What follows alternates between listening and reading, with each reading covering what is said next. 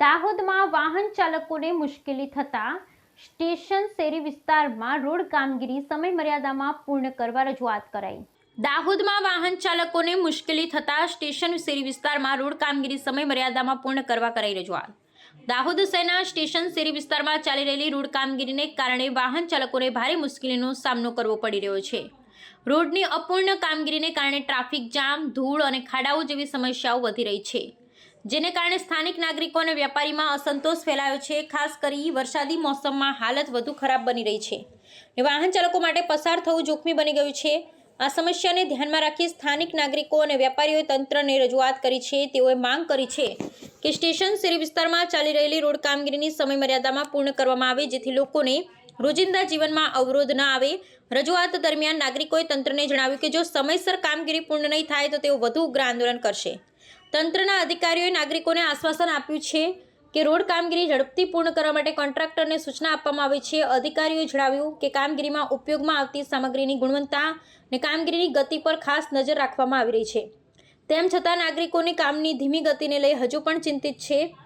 આ ઘટનાએ દાહોદ શહેરના વિકાસના કામોમાં સમયપાલન અને કામગીરીની ગુણવત્તા અંગે પ્રશ્નચિહ્ન ઊભા કર્યા છે। સ્થાનિકો અને વ્યાપારીઓ હવે તંત્ર પાસેથી રાહ જોઈ રહ્યા છે કે સ્ટેશન શેરી વિસ્તારમાં રોડ કામગીરી વહેલી તકે પૂર્ણ થાય અને વાહન ચાલકોને રાહત મળે।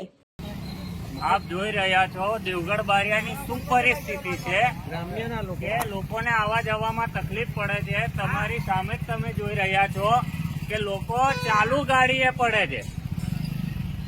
આ પરિસ્થિતિ દેવગઢ બારિયાની છે। ચોમાસાની અંદર આ કામગીરી કરવાનો કોઈ જ નથી। પહેલા તો તમને ચોમાસું પહેલા તમે કામગીરી કરી શકતા હતા, લોકો અત્યારે ગાડીઓ લઈને પડે છે।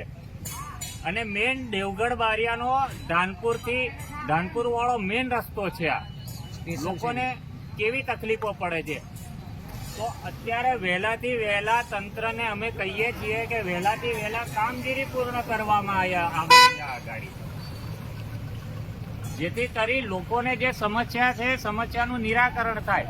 અહીંયા આગળ કેટલીય હોસ્પિટલો છે, લોકોને તાત્કાલિક સારવાર મળે એવી વ્યવસ્થા જોઈએ। અહીંયા આગળ લોકો બિચારા દવાખાનામાં જતો અટવાય છે। તો આ બધું જલ્દીથી જલ્દી થાય એના માટે અમે માંગ કરીએ છીએ। જો આ માંગ અમારી પૂર્ણ નહીં થાય તો અમે આગળ વધીશું, આગળ અમે પગલાં લઈશું, આની પાછળ ધરણા પર બેસશું, એ નિશ્ચિત છે। બસ આટલું જ કહું છું આજે। અને સાથે સાથે જે વિક્ટોરિયા સર્કલ જે છે, વિક્ટોરિયા સર્કલની અંદર પણ લેવલિંગ નથી, હજી પણ લેવલિંગ નથી। જે તમે રસ્તો પાછો ખોદીને બેઠા છો તો આખો નવેસરથી રસ્તો બનાવો, એ સંપૂર્ણ જવાબદારી તમારી જ છે, જેથી કરીએ દરેક કામ જલ્દીથી જલ્દી કરવામાં આવે।